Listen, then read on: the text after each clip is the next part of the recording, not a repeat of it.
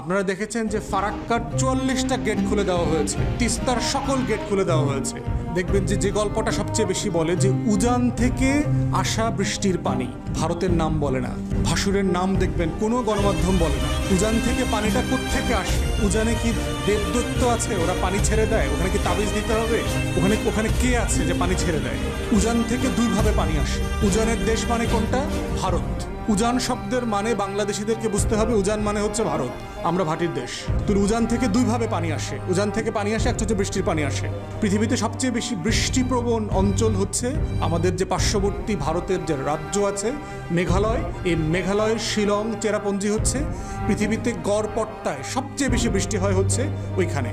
উজানের দ্বিতীয় সোর্সের পানি হচ্ছে ভারতের বাঁধ, তিস্তা নদীতে বাঁধ সিকিমে, গঙ্গার উপরে ফারাক্কাতে বাঁধ পদ্মা নদীর উপরে, চায়না ব্রহ্মপুত্রের উপরে বাঁধ, ৫৪টা অভিন্ন নদীতে ভারতের শত শত মূল বাঁধ, শাখা বাঁধ। এই বাঁধগুলো হচ্ছে মূল কারণ বন্যার। যেই বাঁধের পানি আটকে রাখা হয়, এখন যেহেতু পানির পরিমাণ বেড়ে গেছে বৃষ্টির কারণে, বন্যার কারণে, তাহলে বন্যার উজানের পানির মূল সোর্স হচ্ছে ভারতের যে ৫৪টা নদীতে, আমাদের আন্তর্জাতিক নদীতে অন্যায্যভাবে বাঁধ তৈরি করা এবং সেই বাঁধগুলোর দরজা যখন আমার পানি দরকার নাই সেই সময় খুলে দেয়া। এই দুইটা হচ্ছে আমাদের উজান থেকে পানি আসার এবং বন্যা হওয়ার মূল কারণ। এবং উপরের দিকে দেখেন টিপাই মুখে বাঁধ আছে, বাঁধটার ড্যামটা এখনও পুরোপুরি কনস্ট্রাকশন হয় নাই আমাদের অরুণাচল আসাম অঞ্চলের মাঝে। এখান থেকে প্রচুর পানি আসতেছে, যেটা ঢুকতেছে হচ্ছে আপনার সুরমা কুশিয়ারাতে। মেঘালয়ের সাথে, মেঘালয়ের পাহাড়ের সাথে সুনামগঞ্জের বর্ডার আছে, মানে চেরাপুঞ্জির বৃষ্টিটা এসে ঢুকতেছে সুরমা আপনার এবং কুশিয়ারা দিয়ে। এই জন্য বারবার এই অঞ্চলগুলোতে বারবার পানি দিয়ে তলিয়ে যাচ্ছে। এবং এটা বেশি হচ্ছে ২০২২ সালের পর থেকে। ২০২২-এর আগেও তো মেঘালয়ে বৃষ্টি হইতো, কিন্তু তখন বন্যা হয় নাই কেন? সিলেটে বারবার রেগুলার একটা বন্যা হয়েছে, কিন্তু এই পরিমাণ বন্যা এত বারবার এত ফ্রিকোয়েন্সিতে আগে হয় নাই কেন? এর একটা বড় কারণ হচ্ছে এই সরকারের নদী নালা হাওর বাওর কেটে ডেভেলপমেন্টের নামে যাচ্ছে তাই রাস্তাঘাট বানানো। আপনারা দেখেছেন ২০১৬ সালে কিশোরগঞ্জের যে হাওর আছে আপনার ইটনা, মিঠামইন, অষ্টগ্রাম, এই হাওরের বুক চিরে একটা রাস্তা করা হয়েছে ডেভেলপমেন্টের নামে। যে কারণে যেটা হচ্ছে, এই যে বৃষ্টির পানিটা উপর থেকে যে আসে মেঘালয় থেকে, এইটা পানিটা বাধাগ্রস্ত হচ্ছে নদীতে নামতে। এটা যখন লম্বা সময়ের জন্য ২ দিন ৩ দিন ৪ দিন লেগে যাচ্ছে এই পানিটা নামতে, তখন এইটা বন্যা আকারে চারপাশে কুল ছাপিয়ে দিচ্ছে। এই জন্য দেখছেন ব্রাহ্মণবাড়িয়া, কিশোরগঞ্জে, নেত্রকোনাতে, মোমেনশাহী বিভাগের বিভিন্ন জেলা উপজেলাতে বৃষ্টি হচ্ছে এবং বন্যা হচ্ছে প্রচণ্ড রকমের।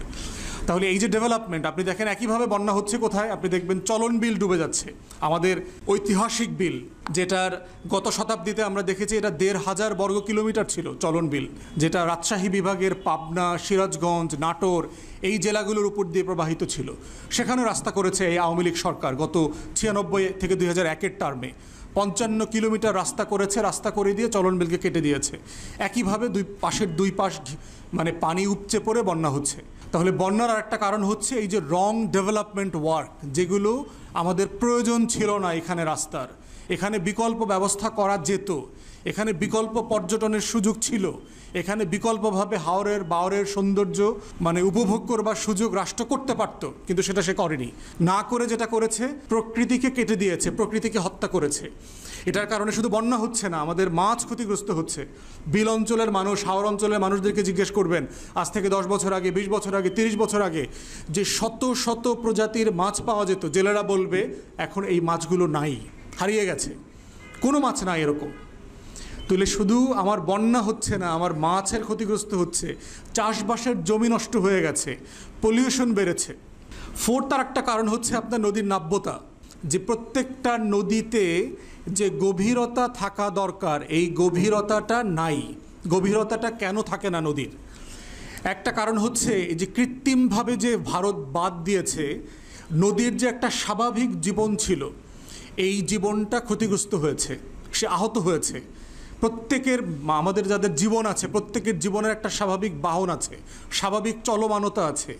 বাদ দেবার কারণে যেটা হয়েছে যে মাটি, কাদা, তারপরে বালি, ধুলা, কণা যেগুলো চলে আসে পাহাড় থেকে, এগুলোর যে গতিতে পানিতে ঠেলে নিয়ে সাগর পর্যন্ত যাবার কথা ছিল, এইটা সেই গতিতে পারে না। তখন সে জায়গায় জায়গায় আটকে যায়। এই আটকে যাওয়াটা যখন বড় আকার ধারণ করে ওই জায়গাটাকে আমরা তখন চর বলি, যে আমরা দেখবেন যে চর জেগেছে বলি। এই চরটা জাগলো কেন, কিভাবে জাগলো? এটা জেগেছে কারণ এই যে নদীর পানির সাথে যে বালু আসছিল সেটা যে গতিতে পানির স্রোতে বঙ্গোপসাগরের দিকে চলে যাওয়ার কথা ছিল এটা সে যেতে পারে নাই।